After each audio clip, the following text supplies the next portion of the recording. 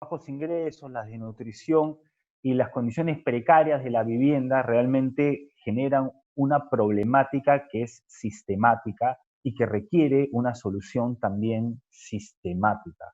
Los pobladores, por su parte, han intentado generar algunas soluciones locales para poder combatir las heladas.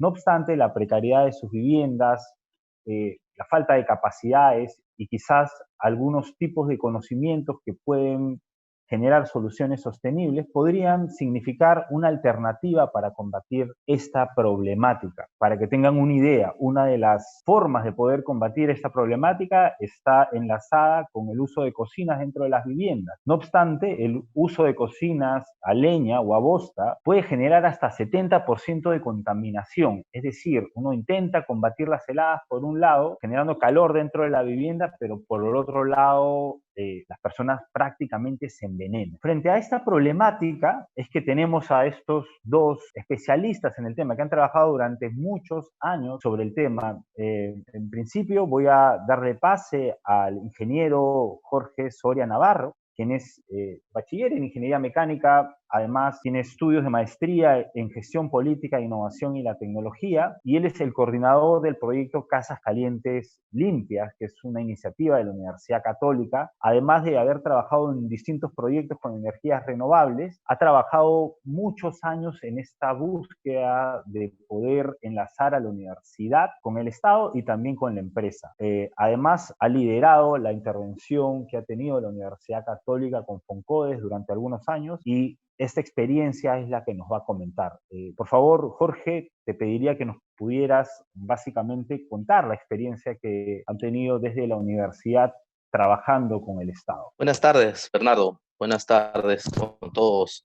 Agradezco primero por la invitación a participar en este webinar y hacer conocer el proyecto que venimos trabajando durante muchos años. Voy a hacer una pequeña presentación del proyecto Casas Calientes Limpias, proyecto que vengo liderando ya hace unos 8 o 10 años y que se ha logrado muchos resultados positivos que ahora los voy a compartir. Quiero empezar mi exposición presentando rápidamente la problemática, algo que ya lo has comentado ahorita, ¿no? Y es muy cierto que sí, pues el tema del cambio climático está afectando a zonas vulnerables a mayor de 300 metros sobre el nivel del mar. Esto ha cobrado vidas durante muchos años y sigue cobrando, y aún así todavía estamos luchando por conseguir alguna solución. Para dar algunos datos muy puntuales, tuvimos más de 600 personas fallecidas, siendo a los adultos mayores y los niños los más afectados. Igual, de la misma manera, el 2019 tuvimos una cantidad menor,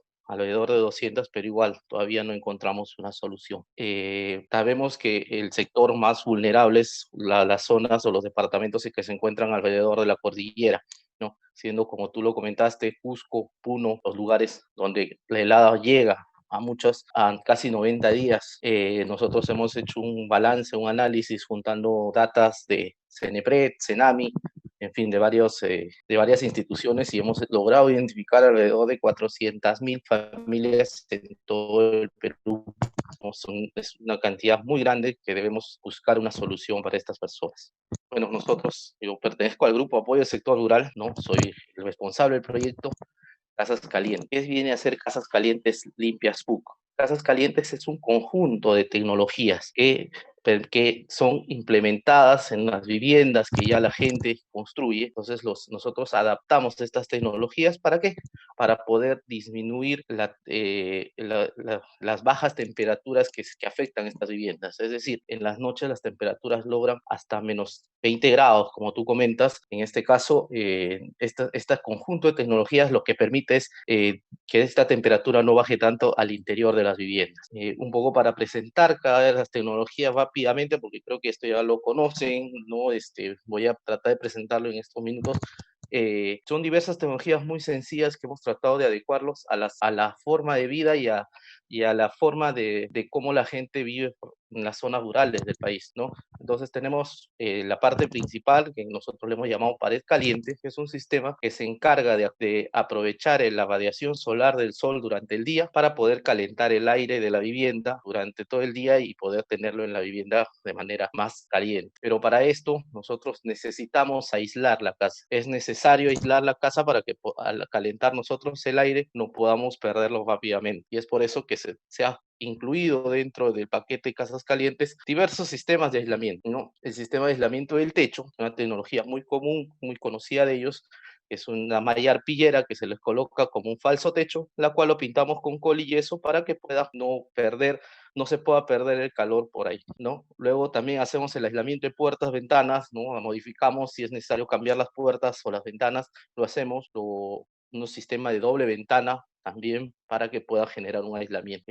También está incluido un sistema de doble puerta, un sistema donde generas un espacio intermedio entre el exterior de la casa y el interior que te permite al momento de ingresar a la vivienda no perder ese calor que está acumulado durante el día. Es un área, un espacio pequeño, pero que sirve de aislamiento. Y el aislamiento de piso importante porque más o menos se ha identificado durante todos estos años de investigación que casi el 30% se pierde por el piso. Entonces se ha hecho un sistema de aislamiento muy común, muy conocido por ellos, que es el sistema de madera machimbrado como sistema de aislamiento. Debajo de eso, capas de aire, capas de agregado, cualquier sistema que permita generar un aislamiento del piso. Entonces, estos son diversas tecnologías que hemos tratado de agruparlas para generar un paquete tecnológico. Y este es solo el inicio, esta es la parte tecnológica en sí, porque en realidad el proyecto abarca mucho más, ¿no? Luego incluimos, como le digo, la cocina mejorada, que era necesario, porque como tú lo comentas, cuando hicimos nuestras implementaciones, veíamos que calentábamos las viviendas, pero la gente todavía aspiraba el humus de las cocinas y eso seguía afectando su sistema respiratorio. Entonces era necesario incluir un sistema de cocina mejorada. Más o menos para explicarles cómo funciona, voy a en este cuadrito tratar de presentarles. Esta es la pared caliente que nosotros adosamos a las viviendas. Entonces, ¿qué es lo que hacemos? Durante el día aprovechamos la radiación solar y el aire frío que se encuentra dentro de la vivienda, lo calentamos en estas paredes calientes, ¿no? Entonces calentamos el aire y por una propiedad física llamada termosifón, el aire se empieza a elevar, se empieza a calentar e ingresa de manera natural a la vivienda, generando una circulación totalmente natural, lenta, durante todas las horas de sol que se encuentra. Y a este calor que hemos acumulado en el aire, lo mantenemos dentro de la vivienda con todos los sistemas de aislamiento, como el techo, las puertas, las ventanas, para que durante las noches la temperatura de la vivienda no baje bruscamente y no tengan problemas de salud las familias. Entonces, esto es en principio quería escribir rápidamente de qué trata el proyecto Casas Calientes. Es una tecnología muy sencilla y ahorita voy a explicar por qué lo hicimos tan sencillo, porque es muy importante la parte de la sostenibilidad. Bueno, entonces pasando a una segunda parte, voy a explicar un poco de cómo el proyecto Casas Calientes logra tener esta iniciativa y este impacto y que logra poder ser empoderado como un proyecto del Estado. En fin, esto les presento acá, en realidad lo presento muchas veces como trayectoria o experiencia, ahora como investigador yo lo presento como el I+D más C del proyecto. ¿Por qué? Porque tiene las 13 partes importantes, la cual ha podido lograr que este proyecto nazca de una investigación, pase por todo un desarrollo, por todas las implementaciones, cambios, modificaciones, inclusión de parte social, parte tecnológica, mejoras, para luego poder ser una innovación y lograr ser un proyecto social que ha sido implementada por el proyecto Mi Abrigo, ¿no? Entonces, las 3 etapas importantes, como vemos acá, es la investigación, que fueron en 2 etapas. La primera, el inicio, siempre hay un inicio, investigación, y una segunda etapa de investigación es en la parte de la validación. La parte intermedia es la parte del desarrollo, todos los años que nos hemos dedicado de desarrollar, mejorar el proyecto en base a diversos problemas que uno encuentra en el campo. Y luego, la parte final es la innovación, cuando ya se hace la transferencia tecnológica a entidades privadas y entidades del Estado. Bueno, el proyecto duró 10 años hasta ahora, desde el 2000, más o menos 2008, 2009, ya va a ser más de 10 años. Y acá quiero que vean cómo el proyecto inició, ¿no? Este es el primer modelo de vivienda de casas calientes que tuvimos con materiales de distintos materiales, muchos más artesanales, como el agrofil, no era cementado, no teníamos un sistema de doble puerta, en fin, ¿no? Este era el primer modelo que hicimos. Luego, en la etapa de validación que les hablé, ya se incluye la doble puerta, el piso, sistema de sensado de temperatura, una base mucho más fuerte, en fin. Y este ya es el modelo final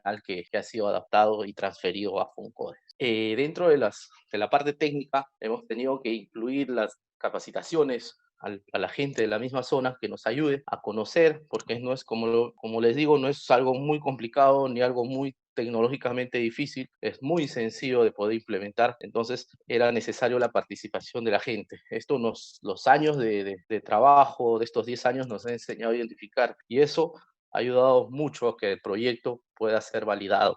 Al inicio, como cualquier proyecto, solo pensamos en la parte tecnológica, de mejorar en temas de materiales, de eficiencia y toda esa parte, pero luego nos dimos cuenta que para ser sostenible necesitábamos un componente social, la inclusión social. ¿Por qué? Porque necesitamos que la gente se empodere, que la gente se adapte, que la gente sienta que este proyecto es algo para ellos, que está ayudando a solucionar un problema de ellos. Entonces, el proyecto hace la inclusión social, ingresa un componente social al proyecto en donde se puede trabajar desde técnicas para identificar a los yachachi, que le llamamos nosotros, que son los técnicos locales, para que ellos mismos sostengan el proyecto cuando ya uno sale de la implementación, ellos se encarguen de poder mantenerlo, de poder hacerle cualquier problema que tenga, ellos lo puedan solucionar. Capacitaciones a la gente, es necesario que la gente entienda para que puedan apropiarse. Luego era necesario también el diagnóstico, identificar qué familia podía implementarse, a qué familia no podría o por qué, ¿no? El tema de la orientación, en fin, durante todos estos 10 años de investigación y desarrollo se ha identificado muchas cosas que han servido para que el proyecto siga mejorando. La otra parte de la investigación que nombro y es de gran importancia para poder haber logrado ser parte de FONCODES es la validación. Cuando nosotros ya teníamos un proyecto, un paquete tecnológico definido, que sabíamos que tenía resultados, que era muy bueno, lo que nosotros necesitábamos era validarlo. ¿Por qué? Porque nosotros tocábamos puertas a municipios, tocábamos puertas al Estado o a entidades privadas, pero nadie nos hacía caso por el tema de que no teníamos la validación. En realidad, no, o sea, teníamos que tener algo cuantitativo, cualitativo, que nos permita demostrar a la gente y a las personas que esto sí funciona y que puede ser una solución para el problema de las. Entonces, se gana un proyecto de fondos de Concitec, que es un aliado también de nosotros en el área de investigación, en la cual nosotros decidimos validarlo. ¿En qué consistió esta validación? En realidad fue una validación totalmente cualitativa y cuantitativa. Teníamos que mostrar si es que la casa verdaderamente se calienta, cuánto calienta en comparación a una vivienda que no se le ha instalado la tecnología. O sea, cuántos grados de temperatura hemos mejorado en estas viviendas. 1 grado, 2 grados, en fin, eso no estaba demostrado. Solo se hablaba de que sí es mejor, se hacía encuestas, la gente decía que sí, está mucho mejor, en fin, pero no había nada cuantitativo, no había nada validad que podamos decir, sí, esto funciona, hemos logrado elevar la temperatura 5 grados, 6 grados. Entonces, este proyecto permitió lograr eso. Entonces, ¿de qué trató? En realidad fue instalar unos prototipos en Cusco y Puno, ¿no? De una cantidad de viviendas, en total fueron 50. Nos permitió ser como un campo de monitoreo en las cuales estas viviendas se les instaló un sistema de sensores de temperatura. Estos sensores de temperatura se ayudó a monitorear las viviendas. Estos sensores se implementó en casas no intervenidas y también se implementó en casas intervenidas. Entonces, la idea era durante todo un año estar monitoreando las temperaturas, evaluar cuánto elevaba durante el día, durante la noche, cómo estaba el funcionamiento de la tecnología, ¿no? Entonces, teniendo resultados, pudimos evaluar cómo era la curva durante todo el día y noche, de cómo se comportaba el proyecto, la tecnología Casas Calientes, y comparábamos con el medio ambiente y comparamos con otras viviendas no intervenidas. Para esto tuvimos estos resultados, ¿no? Al final hemos logrado llegar hasta 10 grados, alrededor de 10 grados, luego de un monitoreo de todo un año, todo el 2015, casi todo el 2016 también monitoreamos, recopilamos esa información, evaluamos esa data y con todo eso logramos identificar que sí, verdaderamente lográbamos 10 grados en comparación a una vivienda no intervenida. Es decir, al exterior la temperatura llegaba pues menos 15 grados, menos 20 grados. En una vivienda no intervenida, una vivienda común, como la gente vive en las zonas altoandinas, duermen alrededor entre 1 y 3 grados aproximadamente. Nosotros con la tecnología Casas Calientes hacíamos que la gente amanezca, o sea, ya luego de todas las horas de noche, amanezca alrededor entre 12 y 13 grados, es decir, 10 grados más que una vivienda no tradicional de la gente. Entonces, esto de aquí nos permitió a nosotros poder ya tener algún un resultado validado y poder nuevamente tocar las puertas y decir, señores, esto funciona, esto tiene resultados, estos son nuestros resultados, estoy avalado por Concitec, quienes hemos demostrado que sí hay un buen resultado del proyecto. Entonces, gracias a esto ya pasamos a la última etapa, que es la innovación al hacer la transferencia tecnológica de entidades públicas privadas. En entidades privadas, una de las primeras empresas fue la ONG Cusimayo, es una ONG que hace intervenciones de beneficio a ciertos sectores en la región Puno. Ellos ya tienen más o menos alrededor de 600, 700 casas implementadas por donaciones y por aliados, empresas aliadas como BCP, Grifo Primax, etcétera, ¿no? Entonces ellos hacen su recolección de fondos y ellos ya, por la transferencia que le hemos hecho, ellos hacen sus implementaciones. Y bueno, y la gran transferencia tecnológica que hemos podido lograr desde el 2017 fue justo al área de Foncodes. Ahorita nuestro amigo Guillermo explicará más a detalle del proyecto. En sí, nosotros desde el 2017 venimos acompañando a Foncodes en las implementaciones del proyecto Mi Abrigo. Las actividades, nosotros como universidad, desde capacitaciones técnicos, sociales, ingenieros encargados de la implementación para que ellos tengan una adecuada forma de implementar. También incluimos el componente social importantísimo para que pueda ser sostenible. Entonces, durante ya todos estos años, desde el 2017 hasta la actualidad, Foncodes ha instalado alrededor de 7.000 casas en 13 departamentos, partiendo de nuestro proyecto inicial desde el 2008, que fue Casas Calientes Limpias. También en el proyecto hemos podido instalar sistemas de sensores de temperaturas para que también el proyecto Mi Abrigo tenga resultados cuantitativos y pueda demostrar que sí verdaderamente calienta y las temperaturas a que llega, ¿no? Bueno, eso era una presentación pequeña, espero que hayan podido entender. Muchísimas gracias, Jorge. Excelente presentación. Vemos básicamente cómo la universidad, después de un proceso de 10 años, básicamente ha podido desarrollar una solución, un paquete tecnológico adaptable a distintas zonas rurales. Les comento un poco cómo va a ser la dinámica de este webinar. Vayan, por favor, colocando sus preguntas en el chat, las leeremos al final. Básicamente, y intentaremos leer todas las preguntas, si no las agruparemos de acuerdo a las temáticas también. Justamente a continuación vamos a darle paso a Guillermo Ginet. Él es ingeniero civil con maestría en administración y sistemas. Tiene más de 25 años de experiencia en el diseño, evaluación, seguimiento y control de proyectos, principalmente en infraestructura, en temas de financiamiento público-privado. Además, ha trabajado en una serie de proyectos financiados por cooperación internacional, por el BID, por el Banco Mundial, por la JICA, entre otros, y tiene vasta experiencia en liderar equipos de diversas disciplinas. Estos proyectos, básicamente, que han comandado, han sido conformados por equipos multidisciplinares y actualmente él es coordinador de la Unidad de Gestión de Proyectos de Infraestructura de Foncodes. Guillermo nos va a comentar básicamente la experiencia desde el Estado en el programa que él ha liderado en cuanto a este proyecto de Casas Calientes. Adelante, Guillermo. Muchas gracias, Bernardo. Buenas noches a todos. Quería comentarles un poco la experiencia que desde Foncodes se ha tenido en esta implementación del programa que denominamos Mi Abrigo.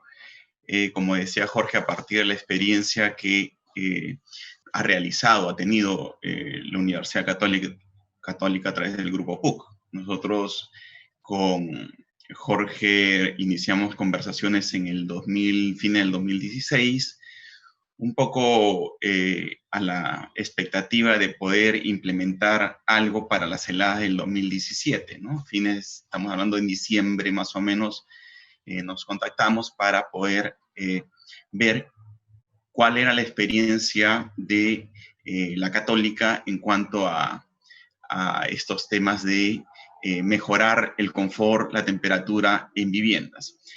Antes habíamos coordinado también con otras universidades y otras entidades privadas. Y básicamente, como señala Jorge, a partir de la experiencia que tiene la Católica, es decir, ellos son los que han sufrido, son los que han aprendido, la tomamos como, digamos, nuestra base para sobre ella implementar algunas mejoras que procederemos a comentar. Voy a pasar a compartir una presentación. Bueno, entonces, el programa se denomina Mi Abrigo y consiste en el acondicionamiento de viviendas en zonas expuestas a heladas. En principio, lo que debemos tener en cuenta es cómo o cuáles son las características de las viviendas que están expuestas a heladas, ¿no? Estas viviendas principalmente se caracterizan por estar en zonas que están ligadas a la actividad productiva de las personas.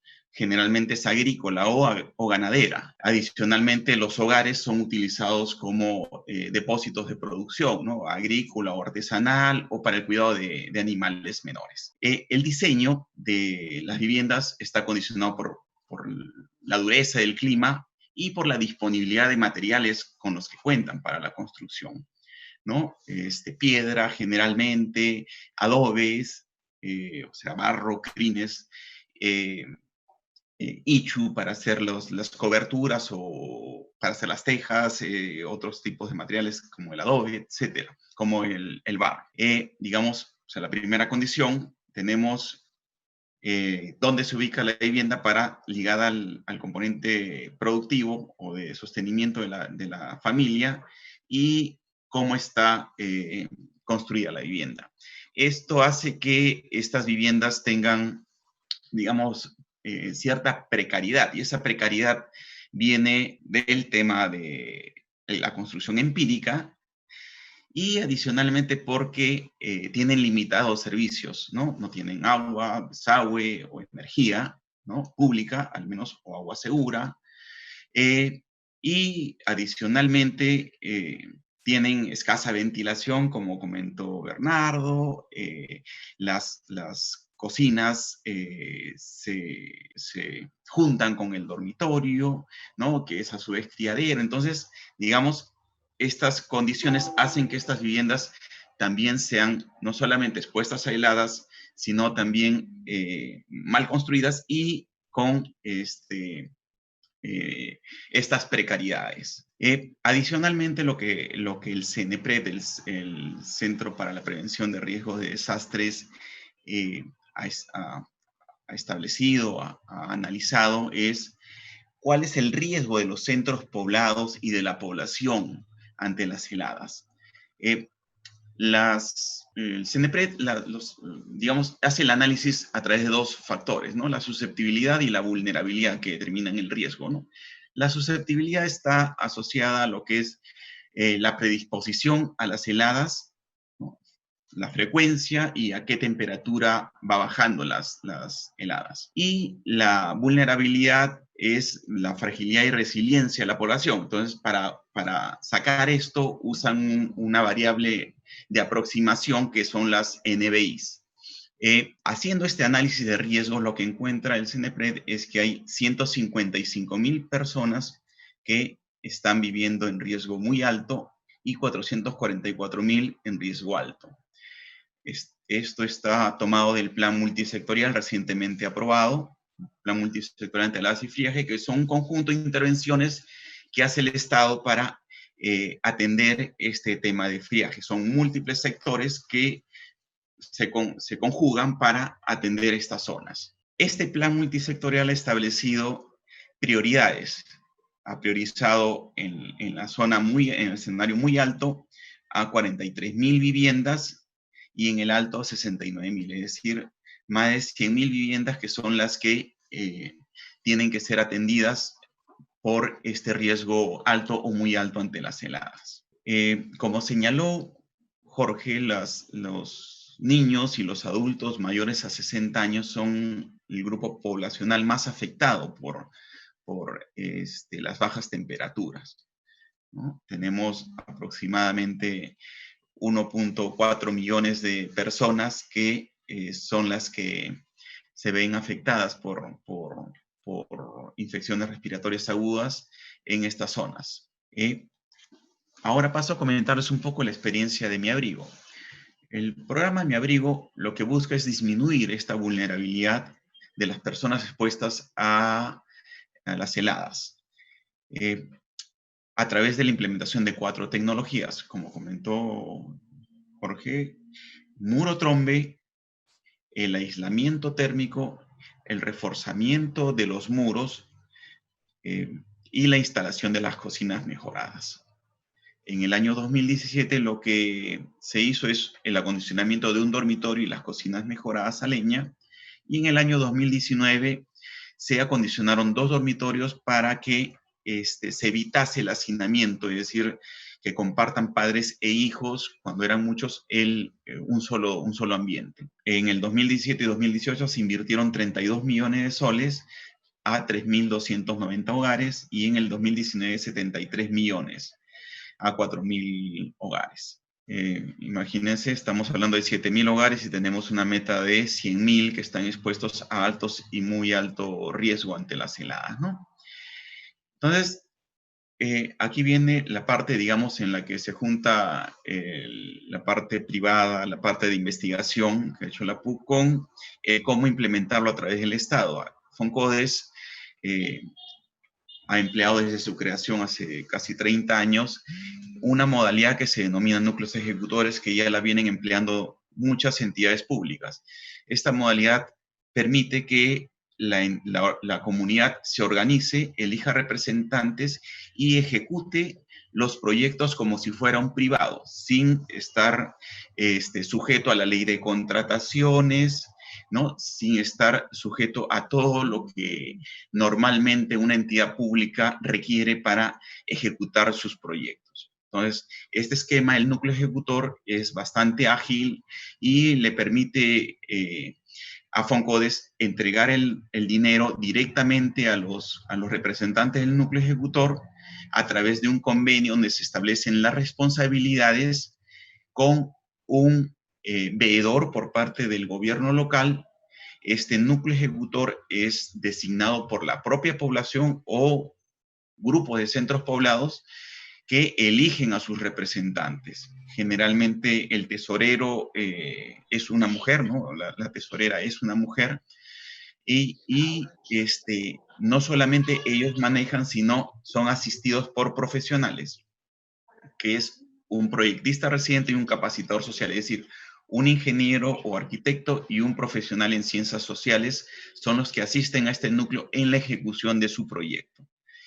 Estos le denominamos agentes, van desde el inicio, desde que se diagnostica el proyecto, se elabora un expediente donde se establece el presupuesto, se establece en dónde van a estar ubicadas las viviendas, cuáles van a ser las características de la intervención, etcétera, y se procede a la ejecución, ¿no? Adecuación de la vivienda con las tecnologías que vamos a comentar en un momento.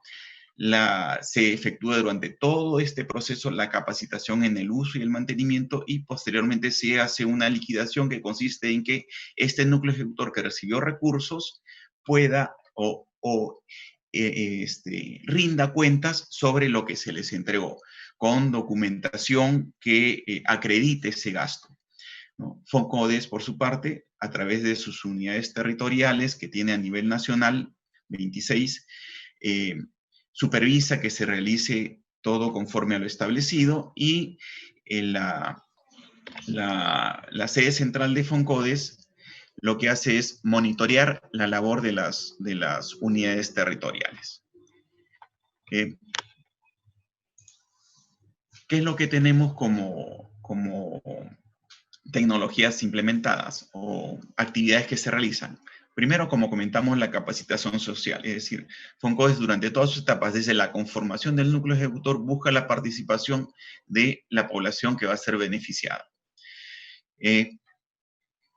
Lo que se desarrolla es todo el tema de las tecnologías que serían el aislamiento, cielo raso, piso de madera, el enlucido de las paredes, la doble puerta que permite una transición entre el ambiente que está caliente y el ambiente que está helado, ¿no? Para que no sea brusca la transición y no penetre también el frío directamente hacia la vivienda o no salga el calor. Adicionalmente, hemos incorporado una geomalla en las zonas que son de alto riesgo sísmico, que lo que hace no es que la vivienda no se vaya a deteriorar, sino lo que va a impedir es que esta vivienda, en caso de sismos muy fuertes, colapse y puedan sufrir daños físicos las personas que la habitan, ¿no? La idea es que la vivienda aquí no colapse.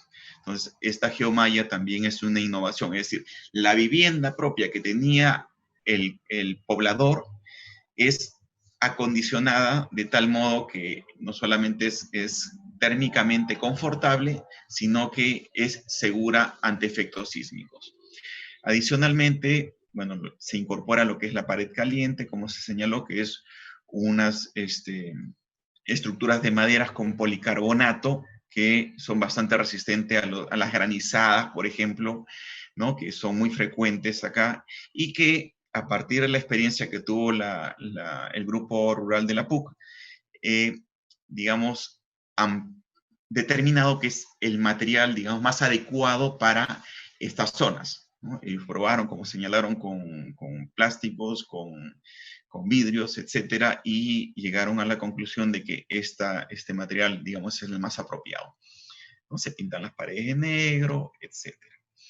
Luego tenemos la cocina mejorada. Estas cocinas que se están implementando por Foncoes son certificadas por Sensico, es decir, se tiene la certificación de que no emiten más humo que el que está permitido y bueno, la cocción se realiza dentro de los parámetros permitidos, etc. Finalmente se ha establecido un monitoreo de la temperatura. Se colocan sensores a distintas temperaturas al interior y en el exterior de la vivienda y hay un sistema que permite el control durante toda la vida útil de esta tecnología de control de temperatura. La capacitación, como señalamos, el componente social es muy importante. Se capacita a los representantes del núcleo ejecutor en cómo van a manejar adecuadamente los recursos que les son entregados, este dinero que les es entregado. Se capacita a las familias usuarias para el uso y mantenimiento de la vivienda acondicionada. Son profesionales propios de la zona los que están realizando esta capacitación. Y se capacita también en el uso y mantenimiento de las cocinas mejoradas. ¿Qué es lo que tenemos como resultados? Que estos son los departamentos en los cuales han intervenido, que guardan relación con lo que hemos visto del plan multisectorial ante heladas y friaje, que son los que tienen más frío, donde es que se ubican la mayor cantidad de viviendas afectadas, Cusco y Puno. Y se hicieron 1.100 viviendas, más 1.063 en el 2017, 1.081 en el 2018 y 4.000 en el 2019.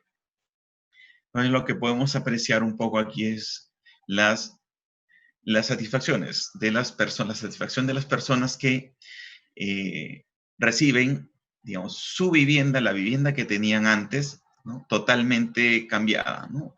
Muchos de ellos comentan que prácticamente les cambia la vida. Otro grupo de fotos que hacen que el trabajo en este tipo de actividades de gusto sea satisfactorio, ¿no? El cómo te reciben estas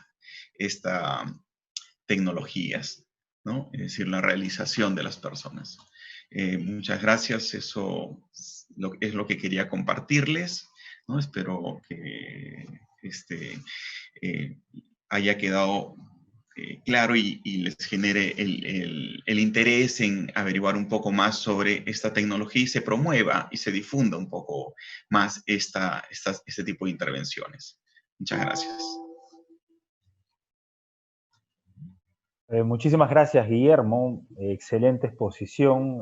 Definitivamente ver cómo el Estado trabaja con métodos abiertos, ágiles también, para facilitar este tipo de intervenciones, realmente es una lección aprendida también en sí mismo, que nos da también luces para otro tipo de proyectos que tengan que ver con este tipo de intervenciones.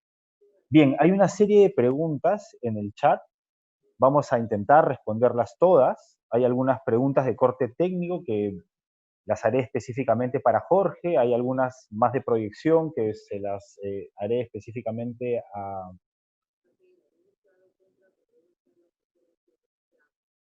Entonces, empecemos, por favor.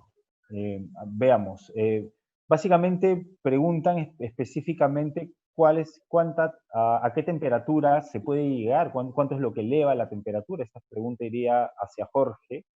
¿Y cuánto es el costo de una casa caliente, básicamente? Y también otra pregunta técnica que tiene que ver con cuántos metros cuadrados, hasta cuántos metros cuadrados sería factible eh, implementar este tipo de tecnologías en una vivienda, y finalmente, cuál sería el costo, ¿no? Entonces, ¿cuál es la temperatura? ¿Cuál es el costo?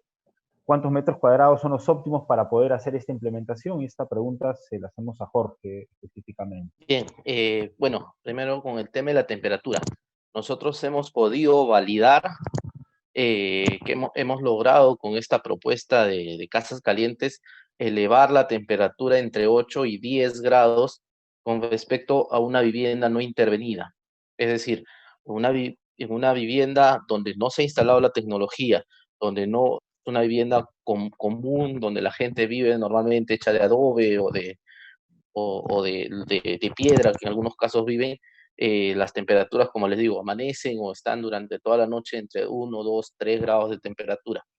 Nosotros con la tecnología Casas Calientes hemos podido lograr que amanezcan entre 10 y 13 grados de temperatura al interior de la vivienda. Es por eso que hemos validado entre 8 y 10 grados de la temperatura.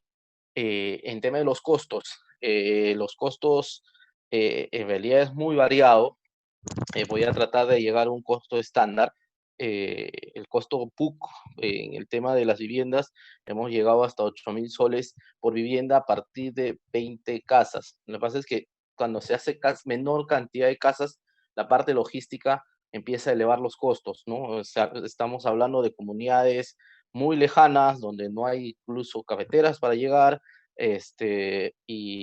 y son comunidades dispersas donde cada casa está en distintos lugares, ¿no? En un perímetro más o menos de 5 kilómetros, 6 kilómetros. Entonces, los costos se empiezan a elevar cuando son pocas viviendas. Y obviamente, cuando ya son pues, implementaciones masivas, como ya trabaja con COES, los precios siguen variando, ¿no? Entonces, pero más o menos el promedio es de 7.500, 8.000 soles el precio de la casa caliente, sin el tema de Geomaya que habló y Guillermo.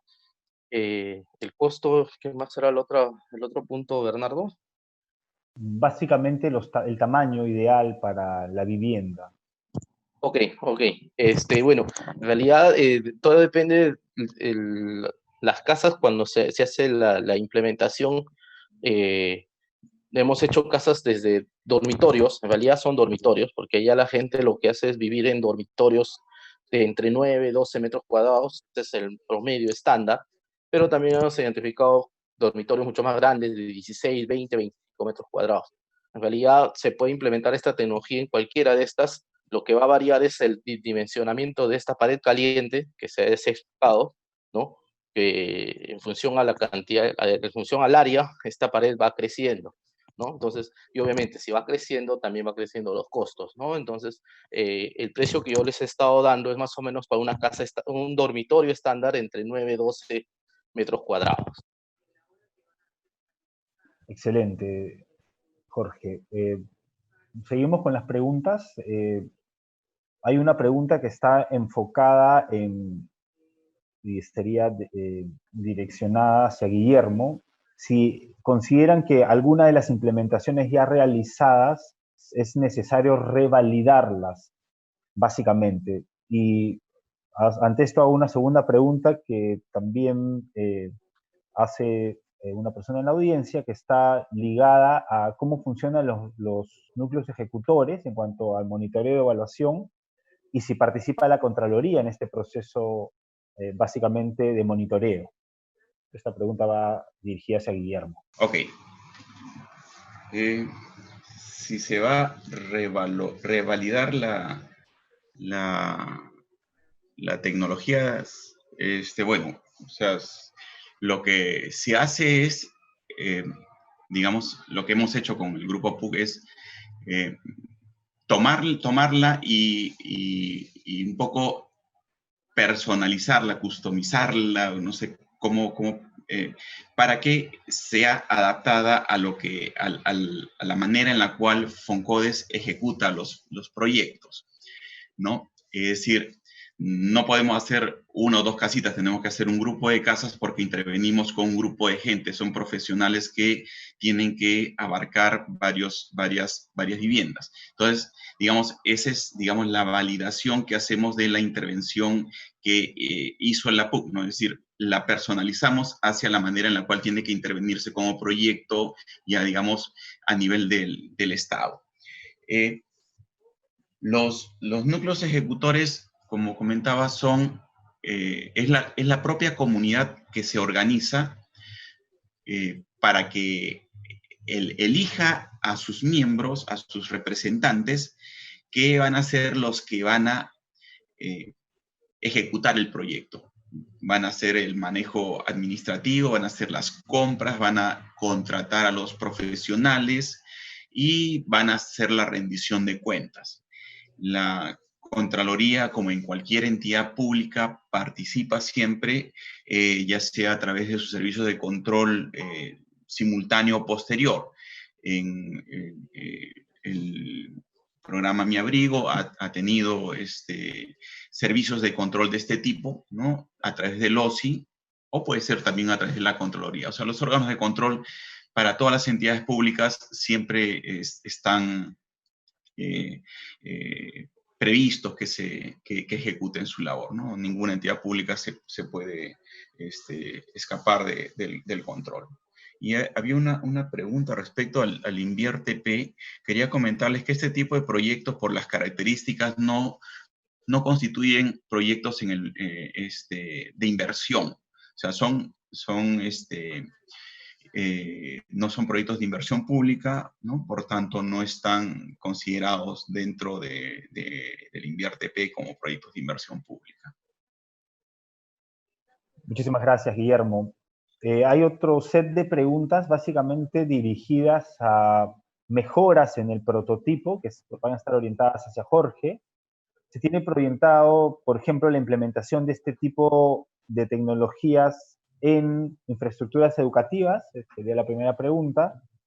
Este tipo de tecnologías puede tener otra funcionalidad, como por ejemplo el calentar agua, y finalmente si han pensado en alguna alternativa también para utilizar el calor producido por las cocinas a leña en las viviendas. Jorge, por favor.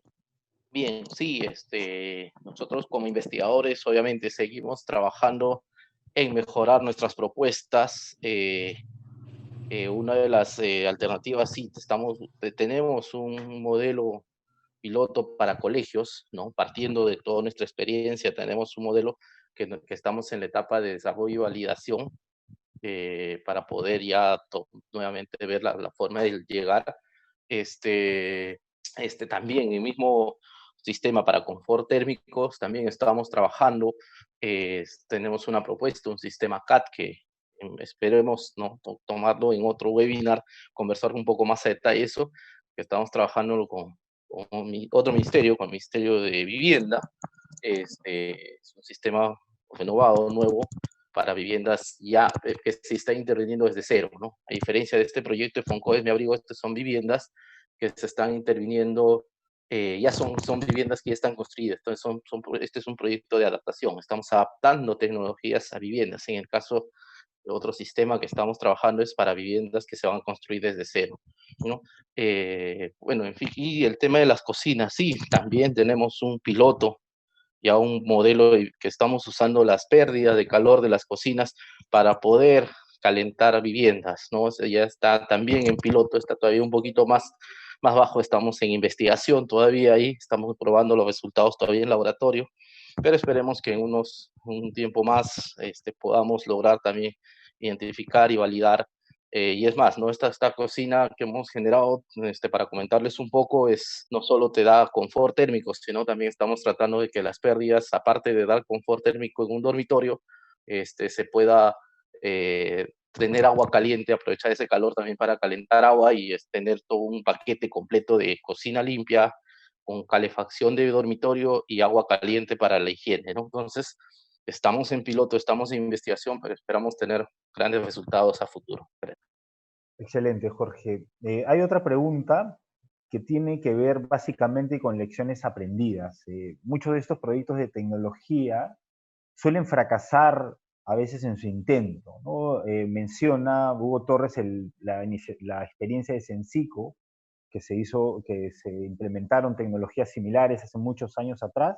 Y abro la pregunta desde un aspecto técnico, Jorge, para poder responderla en cuanto a qué aspectos fueron los que se pueden considerar que no fueron convenientes para que este proyecto prosperara. Y por el otro lado, abro la pregunta también hacia Guillermo, desde el lado del Estado político, ¿qué lecciones se tomaron de esto para una mejor implementación? Entonces, podríamos empezar con Guillermo. ¿Qué lecciones se tomaron desde estas iniciativas que posiblemente no prosperaron como lecciones aprendidas hacia las actuales implementaciones? Y desde esa misma lógica, Jorge, ¿qué aspectos técnicos básicamente se fueron mejorando desde estas iniciativas que no tuvieron la repercusión del caso? Por favor, Guillermo, y luego Jorge.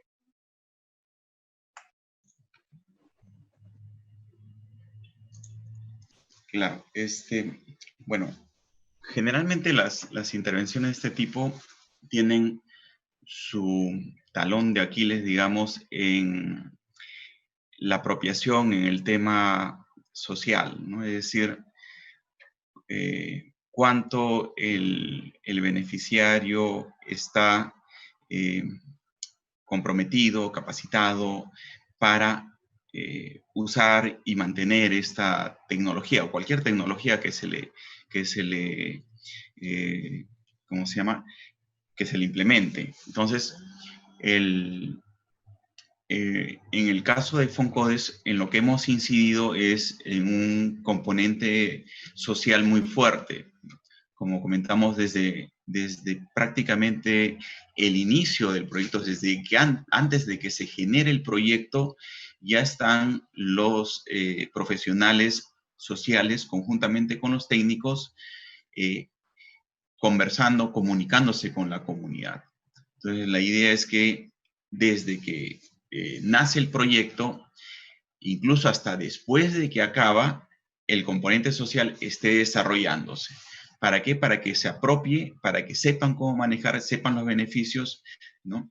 Y pueda tener mayor, digamos, vida útil este proyecto y sea utilizado y sobre todo sirva para los fines que está previsto, ¿no? Jorge, si podrías complementar desde el lado técnico, justamente qué lecciones se obtuvieron desde esas implementaciones para la mejora constante. Sí, bueno, a nivel técnico, las tecnologías, como he expuesto en mi presentación, se ha partido desde no iniciar con tecnologías muy sofisticadas o muy complejas, ¿no? Sabemos todos los que vivimos en capital o hemos podido conocer en el mundo, hay tecnologías muy sofisticadas usadas en Canadá, en el Himalaya, ¿no? Tecnologías de punta, que ellos viven a -40 y nunca han tenido problemas de salud, ni problemas de enfermedades por el tema del frío, ¿no? Sabemos nuestra realidad peruana en sectores de zonas altoandinas, el desarrollo educativo y económico, político, todavía no es el apropiado como para poder incluir una tecnología de esta manera, ¿no? Entonces, parte de nuestras lecciones aprendidas que hemos tenido durante este proyecto era eso, ¿no? No empezar con cosas muy sofisticadas porque perderíamos la sostenibilidad del proyecto, ¿no? Entraríamos con algo nuevo, algo novedoso, que ya nos ha pasado con otros proyectos, que sin embargo la gente no lo usa, no, porque uno no se empodera, no sabe para qué puede funcionar. Entonces, al final, es por más tecnología sofisticada que fuese, no da los resultados que uno desea. Entonces, a nivel tecnológico, teníamos muchas lecciones aprendidas en temas de que sean cosas muy cercanas a ellas, muy apropiadas, que si bien no, todavía no hemos logrado a temperaturas óptimas, como la OMS manda de 20 grados a 21 grados de temperatura en una vivienda, estamos en camino de lograr, obviamente con tecnologías limpias, con tecnologías apropiadas, lograr mejorar cada vez más y poder llegar a una tecnología que sea accesible y sobre todo sostenible para las personas en las zonas altoandinas. Excelente, Jorge. Eh, bueno, continuando, hay un set de preguntas técnicas, pero para hacer la conversación abierta, quisiera preguntarle a Guillermo, básicamente, ¿cómo fue este proceso en el cual consideraron desde el Fondo de Cooperación para el Desarrollo Social, en un programa dirigido por el Ministerio de Desarrollo e Inclusión Social, trabajar un proyecto de tecnología, ¿no? De hecho, entendemos que hay todo un proceso de toma de decisión. Eso sería importante para justamente todos los participantes en este webinar. ¿Nos pudieras comentar cómo fue este proceso de toma de decisión? Ok, como comenté al inicio, a fines del 2016, ¿no? Lo que se tenía desde la alta dirección del MIDIS y de FONCODES es la preocupación por las próximas heladas del 2017. Lo que le encargan a FONCODES es ver qué desde FONCODES se podía hacer con este riesgo al cual vienen expuestos para avanzar en la atención de esta población. Es así que coordinamos con universidades, coordinamos con ONGs y finalmente fuimos a la Católica, donde vimos que era la universidad que tenía, digamos, más años de experiencia, tenía implementados viviendas ya con la tecnología, habían pasado por un proceso largo de aprendizaje de más de 8 años en ese entonces, y lo cual permitía que pudiésemos tomar como base esa tecnología que ya estaba prácticamente validada, ya no era experimentar nosotros, sino tomar lo que ya la Universidad Católica, a través de su grupo de apoyo rural, ya había experimentado, ¿no? Y había llegado hasta ese punto con los resultados que ya ha mostrado Jorge. Entonces, eso fue, digamos, lo que permitió que este proyecto ya lo planteásemos como un programa donde priorizamos las zonas en ese entonces con mayor riesgo ante las heladas, ¿no? Principalmente era Cusco y Puno, y lo que se hizo es presentar el proyecto, cuántas casas se podían hacer, y lo que se tenía que hacer es un periodo muy corto, porque estábamos hablando de diciembre, las heladas generalmente ya a partir de abril, mayo ya inician, entonces se dieron las cosas bastante rápido como para poder implementar y tener ejecutadas las viviendas, digamos, a más tardar en mayo, ¿no? La mayoría de viviendas se acabaron antes de mayo, algunas sí tuvieron que, por dificultades, las zonas en las cuales intervenimos son las más alejadas, ¿no?